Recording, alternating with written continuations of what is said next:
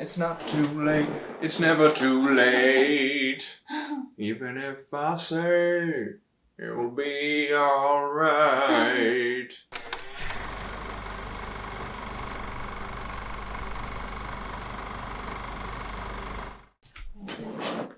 Oh no. Keep you sitting on that. Okay. It's okay. You can sit down. Welcome back to Life Lessons in Film. Hello. Hello. Today we'll be making sense of life through beginners. Mm-hmm. Yeah. Starring Ewan McGregor, Christopher Plummer, and a French lady. And a lovely lady actress. A lovely French lady who we've seen before, but Yes. I can't remember where. Yes. No, I want the cast. Melanie, Laurent. Ah, great cast. Oh no. Very sensitive movie. Very sensitive movie. Very sweet movie. Yeah. Very melancholic. It has a very real world appeal to it, Mm-hmm. you know? Mm-hmm. Because I think I don't think anyone is completely happy, like existing in a state of utopia. Mm-hmm. I think if you are, you either have some kind of mental illness. Or you don't really ever connect. Because to yourself. To live is to suffer. Because you're going to be, have form attachments. And then sometimes you might even just have a bum day because your ice cream fell on the floor. Your ice cream fell on the floor. What was your favorite ice cream and it was your last... you only had like how many dollars it cost, and then you left your wallet at home and you can't have it. You can't have another one. And you were excited to see your friend and then they were in a bad mood, which put you in a bad mood. Or it wasn't a good hangout for whatever reason. Yeah. Or maybe, sometimes humans are just not clicking, even humans that normally click. Yeah. You know how sometimes it just doesn't, to put in the plug into the outlet, not to make it seem like a sexual and thing, the outlet but doesn't fit? it just, or to kind of, when you accidentally rip out your laptop cord too many times and kind of slumps, it does plug in, but it just kind of slumps a little bit. It's poking, it always, but you can see the prongs a little bit, kind of, because it's on a slant. And that hurts. And that's kind of what happens with people or life or situations sometimes, where your laptop plug is just slanted a little bit. Yeah, so this synopsis. So there's a lot. Follows a young man who both his parents passed away recently, and his dad just passed away, and who had been secretly, closetedly gay his whole life, married to his mother. And then the 4 years after his mother passed away, he decided to become openly gay and try and... Well, not the 4 years after. So the mom passes away. Right. 6 months later, right. The dad comes out as gay. Oh, that's right. And then he has basically 4 years of living his reality, basically. Living as who he actually is versus what he was doing, living a lie, basically. Yeah. Then we see the dad... Because he says the dad, when he passes away, he's like, I don't want to be theoretically gay. Yeah. I want to live practically gay. Yeah. And so then he decides he tells the son 6 months after the mom dies, and he says that he sets out to find a gay community and to find someone to love. Mm-hmm. We see the dad living out his life throughout the movie. And then we see the son, Andy, right? Yeah. We see Andy, played by Ewan McGregor. Is it Andy or Oliver? Andy was his lover. Andy is the dad's Hal. Yeah. Hal's lover. And so we see Oliver basically reconciling with the fact that his dad was gay the whole time. Mm-hmm. And then we see him and how it actually affected him. Like the knowing, the relationship between the mom and the dad. Yeah. He always knew that there was an issue. Off. Yeah. Because we see that at one point they take us back to when he was a kid, and he asks the mom, "Do you guys not love each other?" And the mom totally tries to, as much as possible, avoid answering it, and gets to the point of saying, "Well, no, we love each other," but he can tell that there are issues, Yeah. So he's always known that, and you can see that I think the strained relationship between the parents that he was subjected to growing up, it certainly does affect his relationships. You see that he hasn't exactly had a good track record in terms of relationships, right? He doesn't want to end up the same way his parents did, where they were unhappily married for decades. Yeah, that's what he says. So he ends relationships before they get to that point. Yeah. When he meets Anna, they're both taken by each other. At one point, they break up, and she's like, "Why did you let me go?" And he says, "Well, I always have this idea that it's not gonna work. So then I think I do everything I can to make sure that it doesn't work." Yeah. So basically, a self-fulfilling prophecy is how he basically exists in his relationships. Is what he's saying. Yeah. I like when he's talking to his Jack Russell dog, or I guess it was his dad's dog that he's now taking care of. And they're at the park, and he's like, "Go play with your kind. I'm a human. I can't, we can't interact the same way." And he's like, and then he goes on about this thing where he's like, you're named after a guy who bred your type of dog to be a hunting dog, to hunt foxes. And so when you think that, it's just your personality that makes you love chasing things, it's because you've actually been conditioned over generations to want this. And no matter how much we arbitrarily decide that you're just a cute fun dog, you still have this instinct to be chasing and to hunt, so the closest thing that and then they bring back and he mentions tennis balls, and then later on his girlfriend is getting the dog to play with a tennis ball. But that's the closest thing you can get to a fox, or what you were bred to. Is a tennis ball. That's what he says. I like that, right? It is that thing where not only is there so much conditioning going on behind what we think our personality is, just our genuine, this is what I just genuinely think. We don't think about all the subconscious marketing or conditioning or pressure or cultural background that shapes us in ways that we just think, oh, I just genuinely, this is just an interest of mine, or this is just a desire I have right now. It's just a spontaneous thing. It's just part of me. Yeah. It's not, we don't like to think how many other influences there are. Yeah. He's a graphic writer, a graphic artist, and he's doing these paintings or not paintings, but these drawings where, he draws some stuff and then writes some things. And then I remember one of them, he talks about people who shaped, we are basically like a result of the people who shaped who shaped us, or something like that. And I think at that time, obviously he'd made some kind of metaphorical reference to it when he was talking to the dog. But at that point, I think it was also just him being realistic about his own personal shortcomings when it comes to relationships and where they might be stemming from. One of the things that Anna says, she says, "I used to love going into empty rooms. It made me feel so free." But she's like, now it doesn't make me feel so free anymore, because she keeps moving around, moving from hotel to hotel, and is away from her parents. And I think given the relationship that we later discover about her and between her and the dad, I think she is running away from that toxicity. The dad's always calling and putting his depression and unhappiness solely on her, for her to deal with, and making her responsible for his suicidal thoughts. And so the idea of always moving from place to place can give her that, that distance from that. But then you get another kind of sadness, which is then never being able to hold down friends or relationships. She pretends to be the dad calling, and he pretends to be her. And so then they have this pretend conversation, and we discover that the dad actually calls her and says, "Oh, well, Anna, I almost killed myself today." And she's like, "Well, Dad, why don't you tell me? Why don't you tell Mom?" And he's like, "Well, I can't tell your mother. You're my girl." Right? So there's that with her. And so she's trying to distance herself away from that. But I remember one thing that she talks about, she says, "I ignored his calls, but he's still here." Yeah, you can unplug. He goes around Oliver, when he realizes the dad's calling again, he just goes around and unplugs all the phones, so that he's like, "There, you deserve some peace from your dad." She's like, "Yeah, but just, it's still there. It's still knowing that he's trying to reach me, and that I haven't been able to free myself from that toxic connection with her dad." Yeah. And I think for both of them, and I think this is probably why they struggle so much with love, is the not dealing with those things, because, it's like you can avoid. I feel like someone in the movie said something that is related to this, where you are, like when you're you can try and run away from stuff, but if you haven't dealt with it, no matter how physically separated you are from it, it doesn't really make much of a difference. It still affects your life.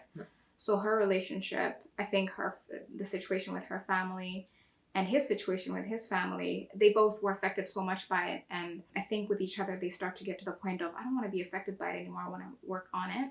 But that before their meeting, even when they met, you know, like she's very secretive. She doesn't want to open up. And he's also very gentle with her and not forcing her to talk, which initially I thought, oh, that's really sweet. But then I felt like ultimately it probably speaks to both of them, where we don't really want to be committal just yet, because both of them are so scared of it. Both of them they recognize that they love each other, but because of knowing of their history, they know about their history. They have engaged in relationships, they haven't worked. And so there's this fear that this is going to be the same thing. Yeah. I think that's when they start to really like, okay, I want to work things out. And that's their beginning. These two people. Yeah. They're all a new chapter. Yeah. It's new chapters for everyone. I like the part too where his dad, Hal, talks about how his lover, Andy, is not monogamous with him. So he's kind of like, well, you know, if Andy chooses not to be monogamous, why should I? Which is, again, one of those things where they are very happy with each other, and Oliver reflects several times on just seeing his dad, truly finally seeing him like in love or happy, which is something he never saw his dad was in before, probably his mom either. So in a way, he likes to see that in his dad, but then at the same time, there is still that realistic, sad aspect to everything where, you know, Andy is a lot younger, and also he's just not the monogamous type. So then, you know, he's still giving that companionship and love. So it's very special for his dad, and they're both getting a lot out of it. But yeah, you know, maybe his dad either, you know, would have liked it to be more monogamous. So there's still that kind of, you know, getting used to. He has to get used to not only like dating again, but also just the gay scene in general, and going to clubs. And the one club he goes to, he just drinks on his own. God, I'm getting emotional again. I remember the dad says something.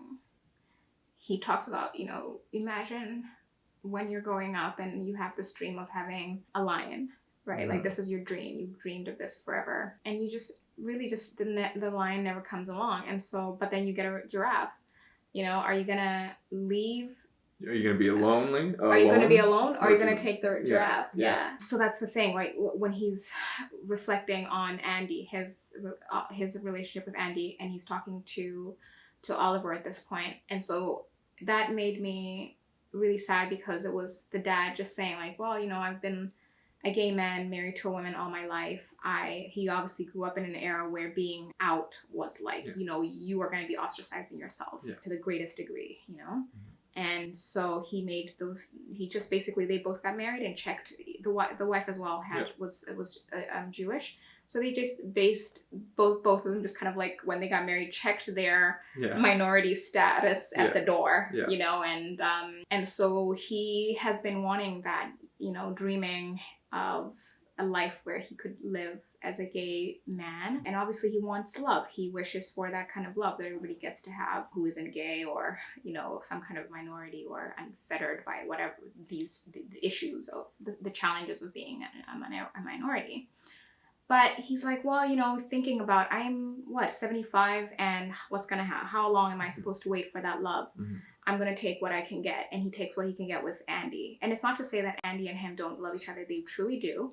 Because I remember one thing, and you can see it, honestly, Andy, it's just that he wanted monogamy. The dad wants monogamy, but Andy doesn't want it. Yeah. And so he takes that.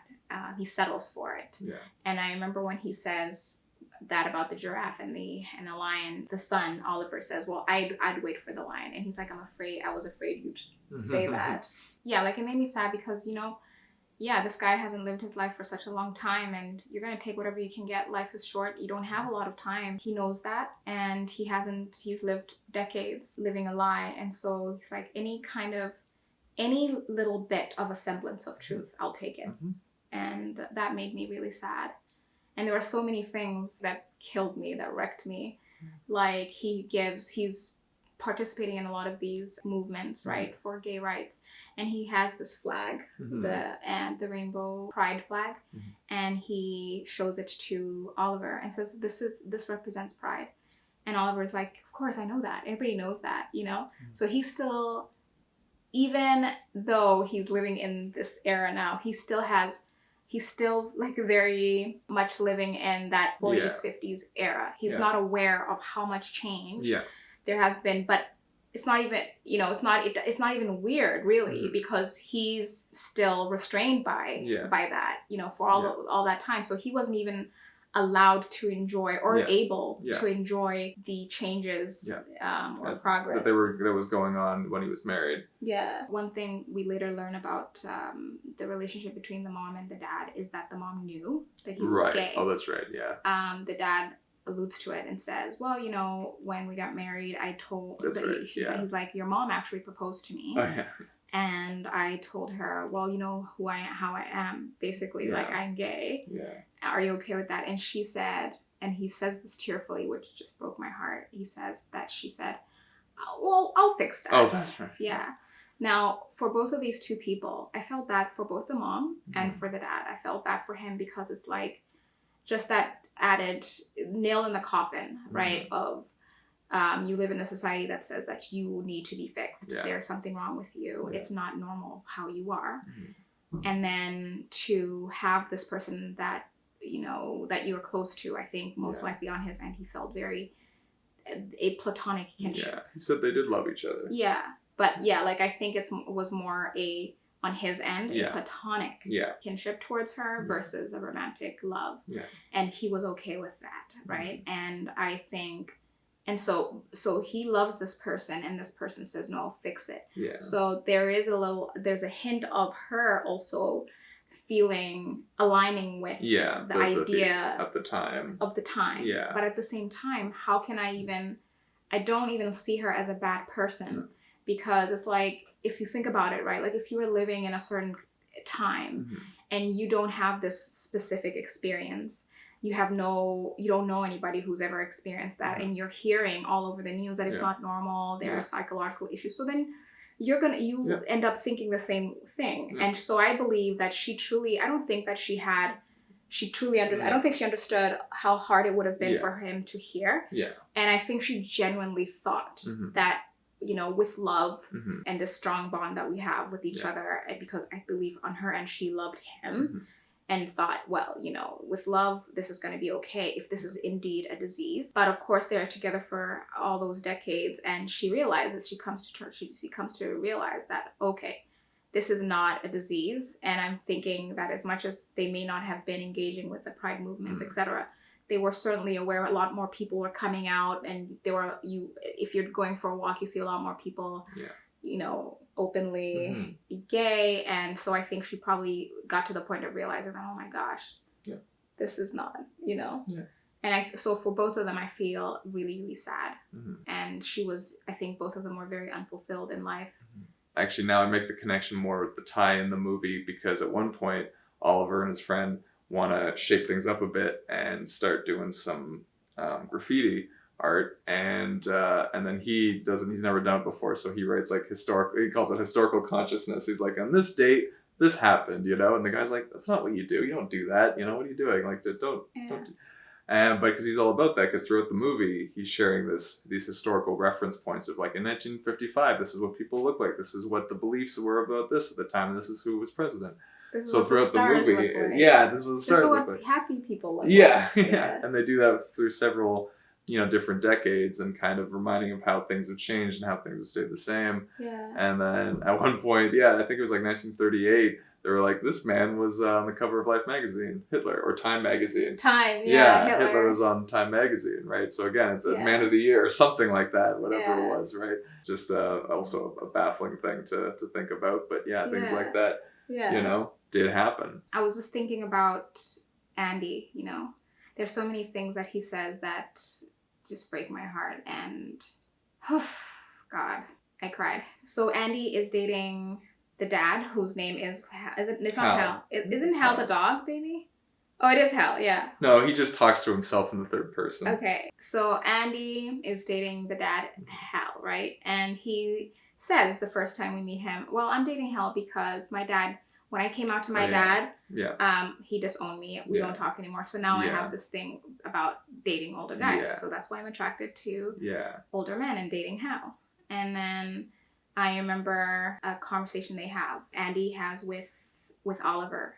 Oliver goes in to try and tell Andy that, hey, my dad is dying, because the dad had asked, and he couldn't do it himself. And so he goes and tries to do it. He doesn't succeed. But before he tries to chat with him, he says, look, I know that you might be concerned about this, but, you know, with some straight guys, they might think, okay, well, if he's going to try to sleep with me, and I just want to reassure you, this is Andy. He's like, I just want to reassure you that I don't want to sleep with you. I'm not going to try and sleep with you, okay? And Oliver is like, no, I wasn't even thinking about that, you know? Oliver is the most accepting person I have ever met. Like, to the point of, he's so accepting that it's like, it's not even one of those things where you make an effort to try and care for people or be empathetic. It's just one of those things where it doesn't even register to him that you are different or that you need to be accommodated. He treats everybody just kind of like, he's like the perfect person, you know, the person that doesn't adjust themselves according to your identity, your, be it gender, ethnicity, whatever, or race. He doesn't do that. And so then Andy, you know, he's not picking that up. I remember as well when Andy wants to go visit Anna and leaves the dog with Andy. And then Andy's like, well, you know, how come you didn't come to visit me? Is it because I'm gay? And Andy's like, no, it's not. Oliver is like, oh my God. Oliver is like, no, it's not because you are gay. It's because my dad loved you so much. So I wasn't visiting you, not because you're gay, but because it would hurt me to see you and remember how much my dad loved you. And that would make me sad.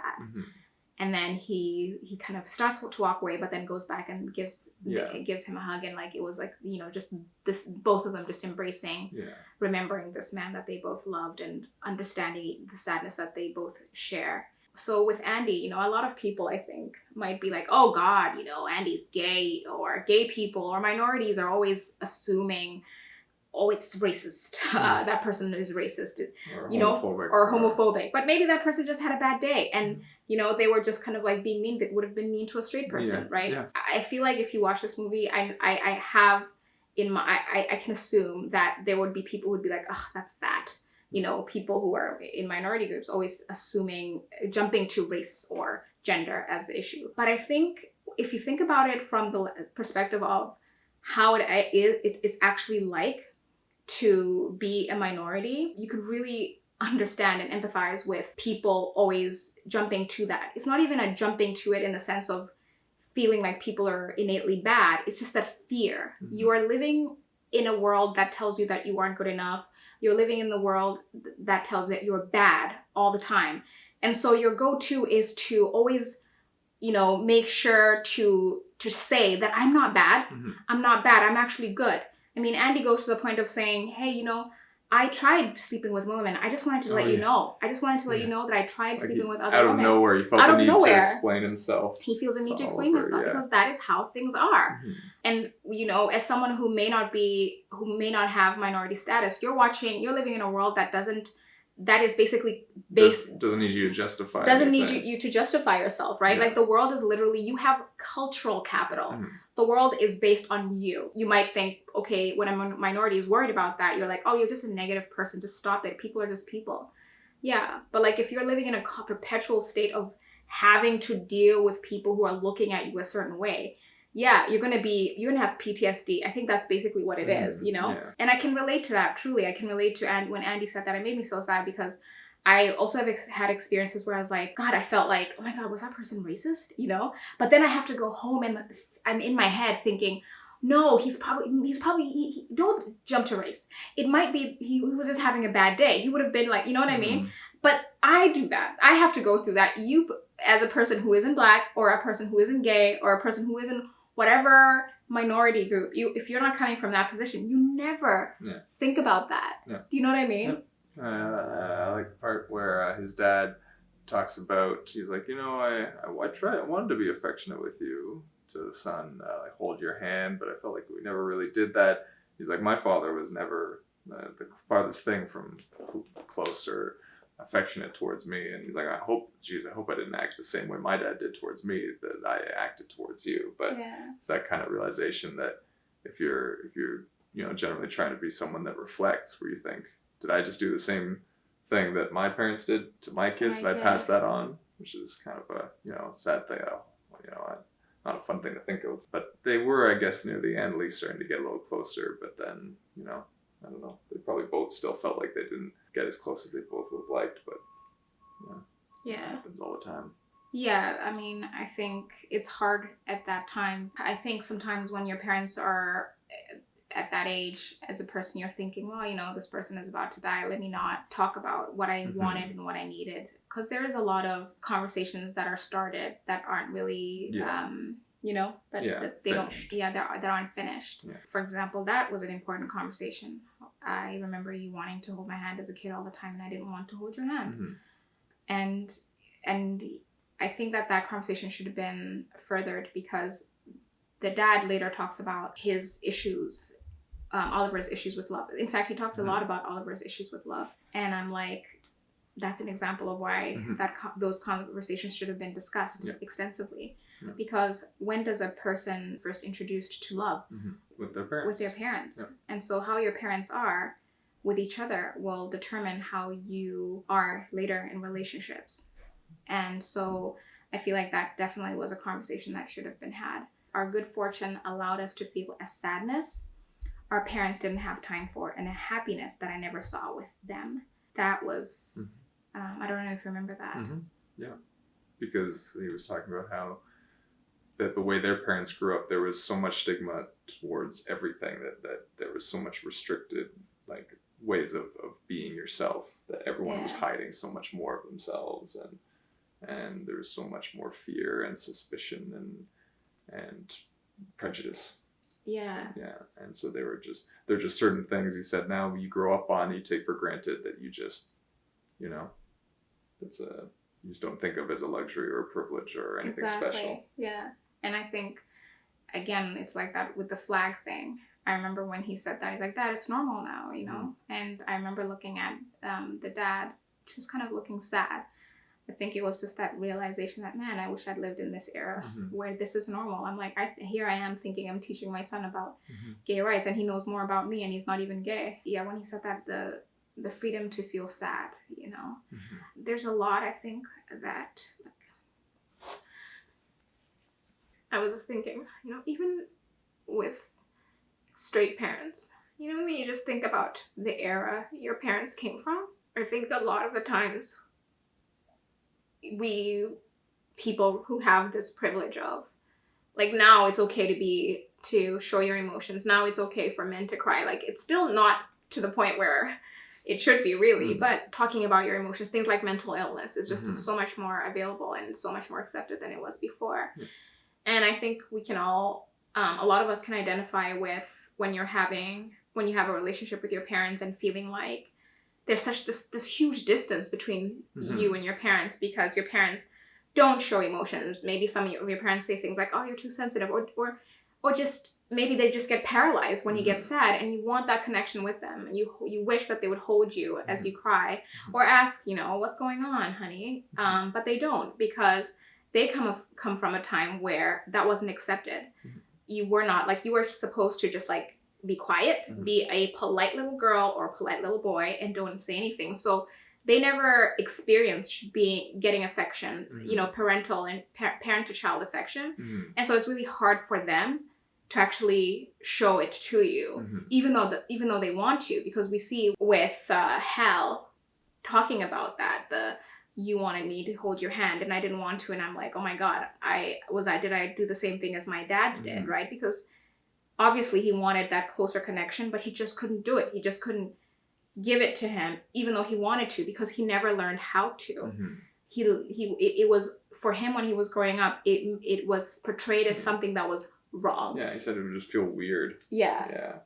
And so it's not, and so as you are growing up in this era where feelings are allowed, you're thinking that, you know, your parents suck, your dad sucks, or something like that. You had the worst dad of all time, or you had the worst mom of all time, because they didn't show affection, but you're just not realizing that these people were deprived, you know? Oh my God. Private number. Oh shoot, oh, no, that was probably... baby. No, that was probably the thing. So this movie killed me in so many ways. You know, I cried like a baby after it, and... No, you cried like a... Like I cried like a... Feeling, loving adult. Yeah, adults cry too. Yeah. So much to talk about, and so much to relate to.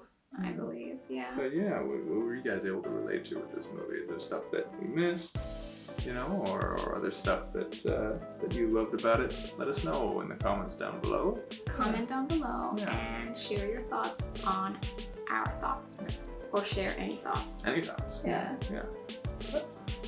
Till next time. That's a wrap. Bye.